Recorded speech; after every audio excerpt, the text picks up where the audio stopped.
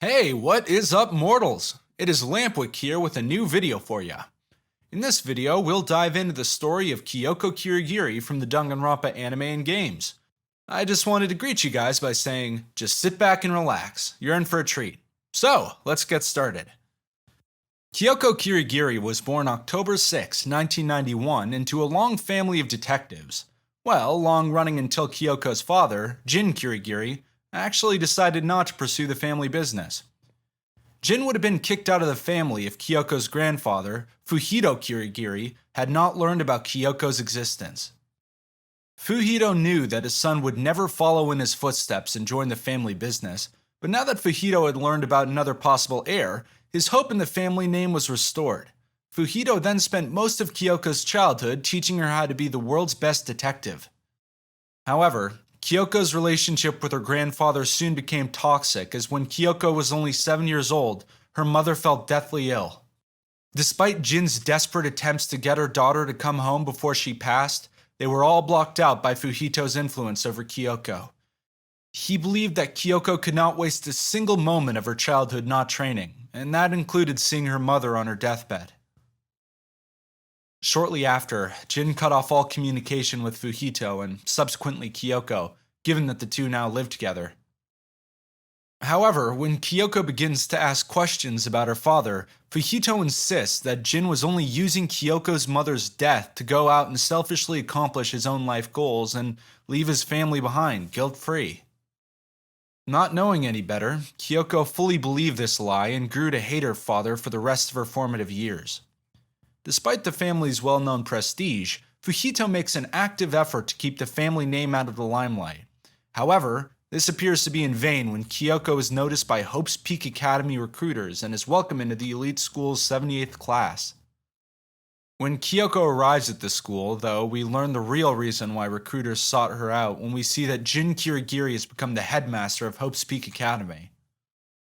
It's not entirely clear how the two made up, but following Kyoko's admittance to Hope's Peak Academy, Jin immediately placed her on a special assignment.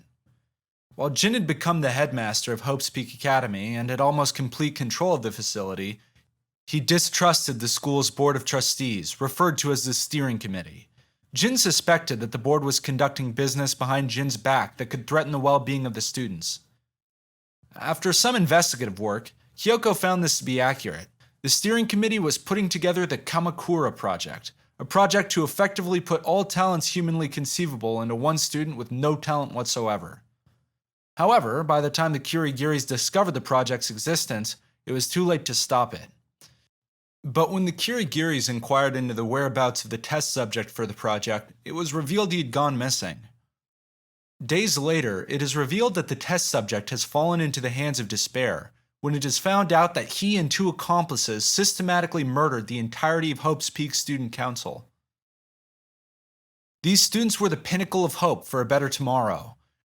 When the news breaks that they are not only dead, but were psychologically manipulated into murdering each other by these masterminds of despair, hopelessness spreads throughout the world.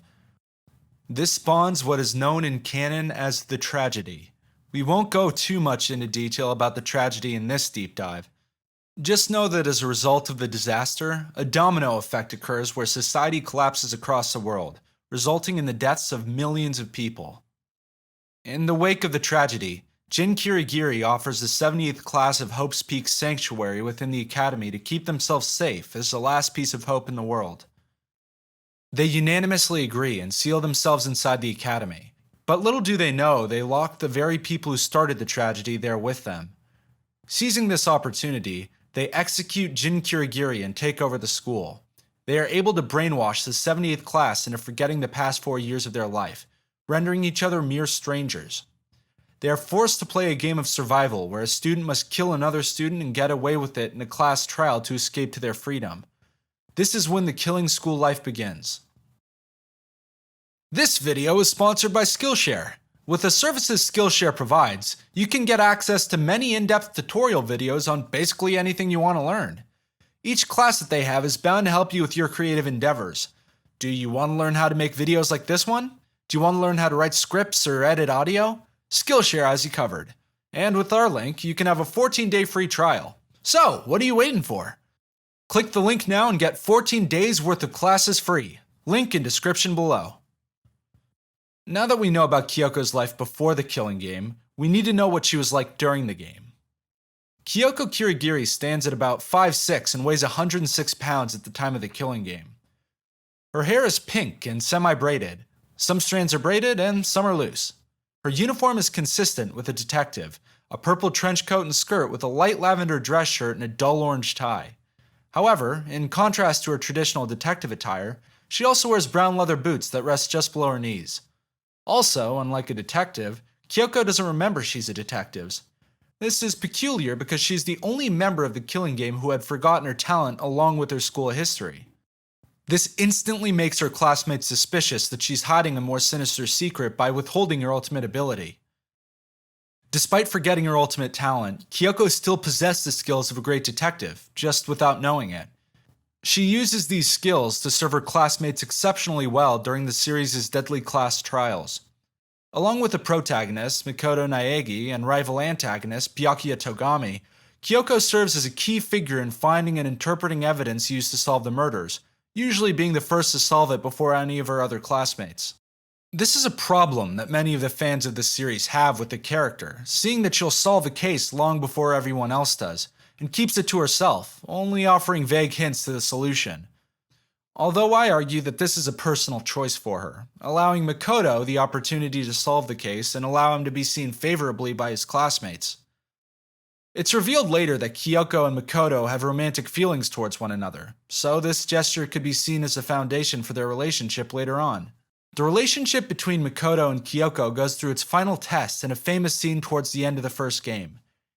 In this scene, Kyoko has caught the mastermind of the killing school life, who rigged the game against its players by purposefully framing Kyoko to be executed.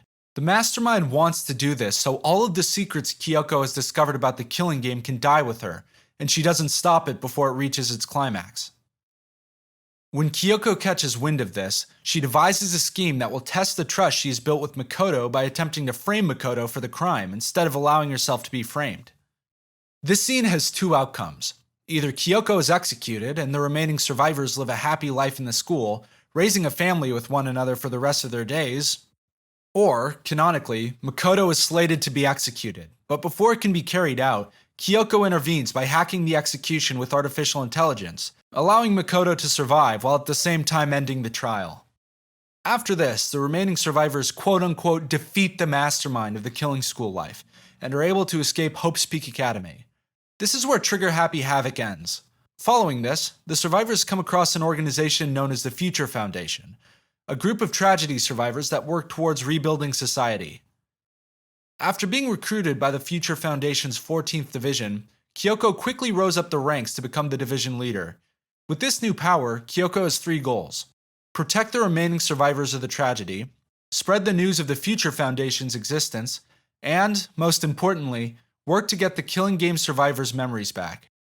Although we see none of those goals carried out on screen, it is implied when we see Kyoko and the rest of the survivors return at the end of Danganronpa Goodbye Despair, where they intervene to stop a friendship game turned killing game that they started, in a computer simulation, using Despair terrorists as players, with the hope that by them playing this game they would become unbrainwashed.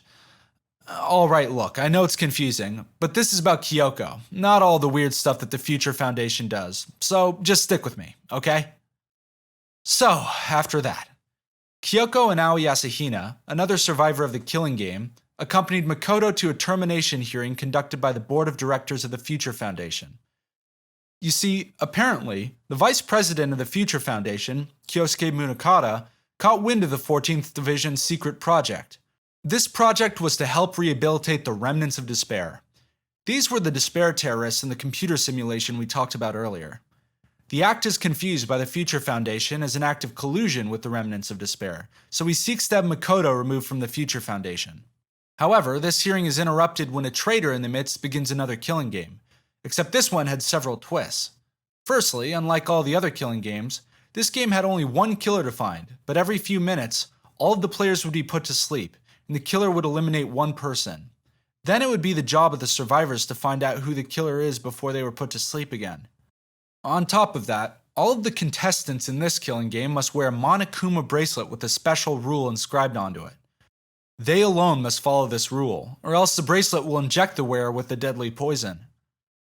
Kyoko's rule is that Makoto must not survive the 4th round of killings, or essentially that if Makoto were still alive by the time they woke up the 4th time, Kyoko would be injected with the poison. Kyoko kept this fact a secret to herself, claiming that it was difficult to know who to trust, when in actuality, she knew that if Makoto were aware of Kyoko's game rule, he most likely would have sacrificed himself to save her. Regardless, when the 4th round comes to pass, Kyoko succumbs to the poison in her sleep and is presumed dead by Aoi and Makoto. However, when Aoi searches her body, she finds a notebook that Kyoko kept in her possession. In traditional Kyoko fashion, she had inscribed everything she had figured out about the killing game thus far in this notebook, none of which she had bothered to share with her fellow survivors. Among all the pieces of the puzzle, the picture that Kyoko put together emerged, and with all the information she provided, they were able to point to the killer of the final killing game. Now, one may think that this would be the end of Kyoko Kirigiri's story, but there was one last ace up her sleeve. Among the survivors was the ultimate pharmacist, Seiko Kimura, who, after hearing of the poison, realized she carried with her an antidote that could combat the poison's effects. Now, unfortunately, Seiko died before Kyoko was poisoned, and none of the other survivors were capable of administering the antidote. However, Kyoko foresaw the likelihood of the remnants of despair coming to their aid, and she knew among them was a nurse capable of administering the antidote. It was a long shot, but if it meant that both her and Makoto could survive, it would be worth it. Sure enough, Kyoko's gambit works precisely as planned, and Kyoko is awakened from her comatose state alive and well. Although this is the last we see of Kyoko Kirigiri, it is assumed she returned to the Future Foundation after the final killing game, continuing the effort to protect the world from despair. Thank you all for indulging yourselves in all this information thus far. I hope you enjoyed it. Now, there are a few more things that I'd like to go over before the video ends. Firstly, if you're in the mood for some great storytelling, We the Celestials has got you covered. Our We the Celestials, My Hero Academia, and Naruto What If channels retell the story of their namesake anime with a twist. Check it out if you're interested. Secondly, on behalf of We the Celestials, I'd like to thank everyone involved in the production of today's awesome content. Their details can be found in the description below. Lastly, if you're interested in what we do here at We the Celestials, then I'd like to extend you an invitation to join the team. The only caveat that we only accept members from 16 years and up to join our crew. You can sign up for whichever category fulfills your interest by joining the recruitment Discord using the link in the description below. We're always looking for members to join us. Well, that's it for today's video, so thank you all for watching and have a great day.